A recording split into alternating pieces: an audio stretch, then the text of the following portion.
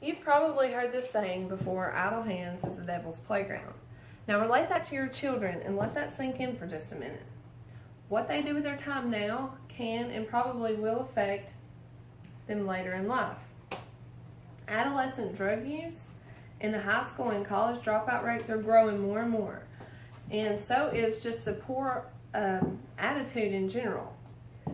Now, I have a chart here that shows, for instance, participants of extracurricular activities, their GPAs are so much higher than most, or as far as the average goes, of those non-participants in extracurricular activities. And that actually, the above average GPA of an A and a B is 86.7% of those who participate in extracurricular activities. And also, if you look on to social characteristics of those who participate, on the high end of the chart here, you have from 71.4 to 92.9% are known to be independent, responsible, and high achievers. Those are some great characteristics to have. And if you look on the lower end of the chart, 14.3 to 28.1% are said to be quiet, shy, and cautious. Now, it can be good to be a little cautious, but I don't know about you, but if I'm thinking about my own children, I would like to know that they're independent, responsible, and a high achiever. And just for a little more information on the subject, this poll was taken from a teacher's math classes at mathgoodies.com. Just a random survey was taken. This is out of 366 students total. And when they asked these students what their favorite after-school activities were, it's crazy to see how 99 of them, their favorite activity was a visit with friends.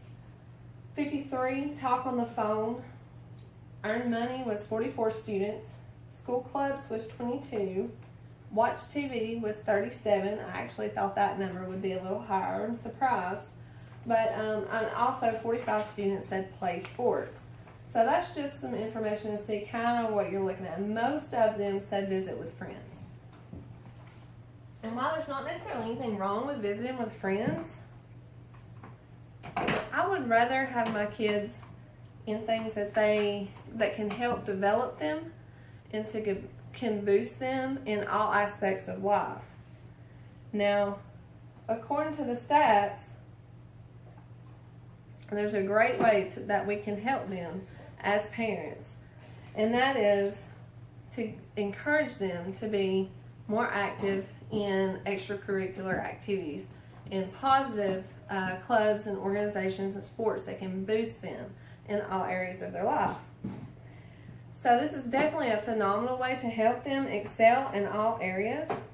Academically, it promotes critical thinking and problem solving, and their social development, as we've seen from the chart there. It helps them to develop social characteristics that they'll carry on with them throughout their life. And these extracurricular activities look great on college applications in the future, so that's definitely a huge plus.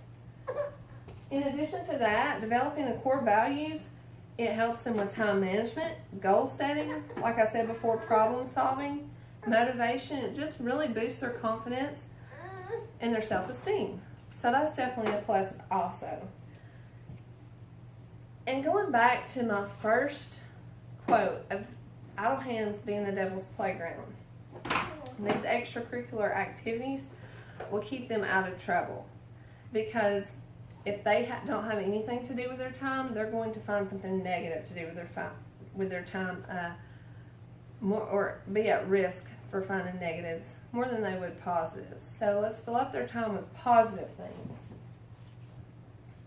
If you were to ask any of the community leaders, pro athletes, or politicians, CEOs, anybody like that, you just take a successful person and ask them if they were involved in extracurricular activities as a child or growing up as an adolescent. Chances are they're going to tell you they were in at least one, probably more.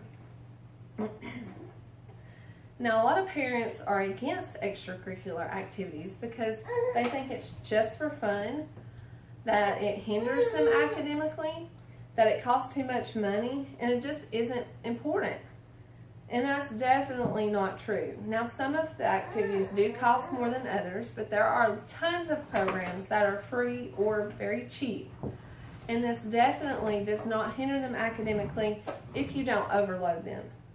1 or 2 activities is great. You don't want to pile them on, but if you get your kids involved in 1 or 2, it's going to do way more good than harm, for sure.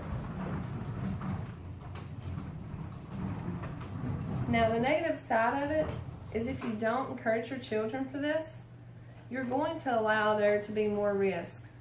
More risk for the dropouts, more risk for bad behaviors and getting involved in negative activities. And the positive side, benefits that I've listed, boost of confidence and self-esteem, I think, is one of the best things.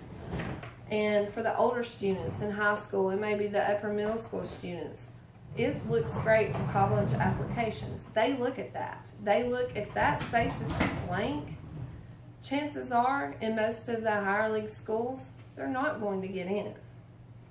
So that's just something to think about. And then also just helping your children learn, grow, and succeed to the best of their ability is the greatest thing you can do for your kid growing up. And to help them do that, extracurricular activities is a phenomenal way because of all the reasons that I've listed. If your child isn't already involved, I've brought these flyers for you to look at, and a lot of these programs on these flyers are free or relatively cheap, or you can work with like fundraisers and such like that. They'll work with you.